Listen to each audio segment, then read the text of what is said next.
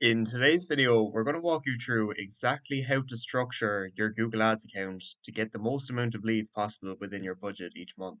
Now, the first thing I recommend when looking at your Google Ads account, unless you have a really high daily budget to work with, and it's especially important if you are limited on budget and you're not working with a lot of budget, is that I'd always recommending running just one campaign for the most part. Because this is an example of a campaign with a really low budget of only €30 per day. And in most cases, it just wouldn't even be viable to run a campaign depending on the industry and location that you're based in. But you can see here for the first month that we were running this campaign, we were able to get 27 leads in the first 30 days. And what this allowed us to do was switch from maximize clicks, which was the bidding strategy that we were using initially, to maximize conversions with a target CPA. And now, over the last 30 days, we have a much lower cost per lead of €23 per lead versus €31 per lead not long ago when we made the switch over to maximize conversions. And now we're in a position where we're simply just able to keep trying to get as many leads as possible within this small €30 per day budget and continue optimizing our campaign to try and bring our cost per conversion even lower below the €20 per lead mark.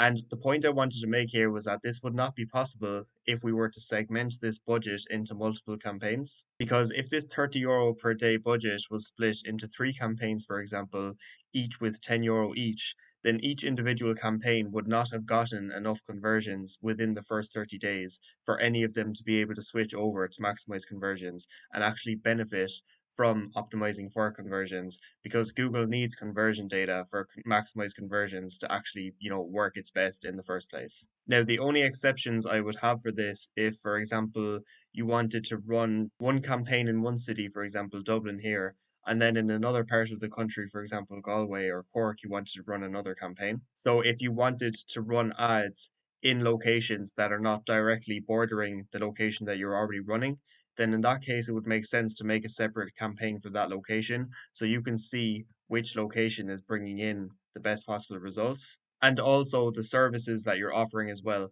So you can see here that we have separate sets of ad groups based on the services this company offers, and we were just able to optimize this campaign really quickly to focus on the ad groups that were performing best and is why we've been able to get this cost per lead so low. But you can see here that they're all different types of landscaping services that are somewhat related to one another. And the only other exception I would have to running one campaign is if you're offering one service that's just completely unrelated to the other. So, for example, one service might be worth a few $1,000 or euros, and another might only be worth 100 or $200. Then, in that case, it would also make sense to have one campaign for the really smaller services and another campaign for the much larger services because you can afford to have a much higher cost per lead for the job that's worth a lot more to you than the job that's worth a lot less. So apart from separate locations and completely unrelated services, I'd almost always recommend just having one campaign where possible. And now we're going to look at the actual campaign itself. So what you want to first think about when how to structure your campaign is if you have a bunch of different services that you offer, you firstly want to think about which services are most profitable to me. And that's going to form the basis of your campaign. Because, for example, here, all of these services are, for the most part, worth a significant amount. Whereas, for example, we could have easily added in general gardening or lawn mowing and jobs like that that are worth a lot less. But you want to think about what services are most profitable to you from the very beginning. And then that's going to form the basis of your keyword research. So you can see here, for example, in our artificial grass installation ad group that we have a bunch of keywords here that are all related to artificial grass. So if anybody is looking to get artificial grass installed in their garden, then they'll likely see this ad if they search for anything that has the same meaning as any of these keywords. And what I'll do as well is leave a link to a video up above that will walk you through how to do keyword research inside Google Ads to find the best possible keywords to target for the services that you want to run for your campaign. And what your keyword research might look like when you're doing your keyword research is that you come to Google Ads Keyword Planner, and what you can do as well is just download all of the keywords that you see as a Google Sheet, and then you can make another Google Sheet and copy and paste the keywords that you want to use from the first sheet, which we're downloading now, into another sheet. And what you will have is a long list of keywords like this, and you basically can just copy and paste each of the keywords that you want to target into another Google Sheet. So what you're going to have at the end is a long list of keywords that you can use for your campaign. And there isn't any exact amount of keywords that you can use. As long as the keywords that you're targeting are relevant to the services that's most profitable to you, then it's a keyword that you can use for your campaign. But what you want to do then, once you have a long list of keywords that you want to target for your campaign, is then split them up into separate columns based on intent, and then that's going to form the basis of our ad groups. So you can see here, for example, inside this campaign, we don't just have one ad group, but we have a separate ad group for every service that we offer. Because if somebody is looking for fencing installation, for example, we don't want to send them to a regular generic landscaping ad, because it's not going to resonate with them as well as somebody that sees an ad that matches exactly what they search for. So that's why we want to split our keywords up into separate ad groups like we have here based on intent. So as we showed already, the artificial grass installation ad groups has all keywords related to that service. Same with fence installation, fence repair, landscaping, patio services, and so on. And I thought it would also be really worth mentioning as well what you can also do with your ad group structure. If, for example, you were using the landscaping example and you just want to appear for general landscaping related searches, then you can also go a step further and make location specific ad groups. Because, for example, if you're offering roofing services and most of the searches that turn into conversions are roofer near me, instead of having just a generic roofing ad group, is that you can also have location specific ad groups as well.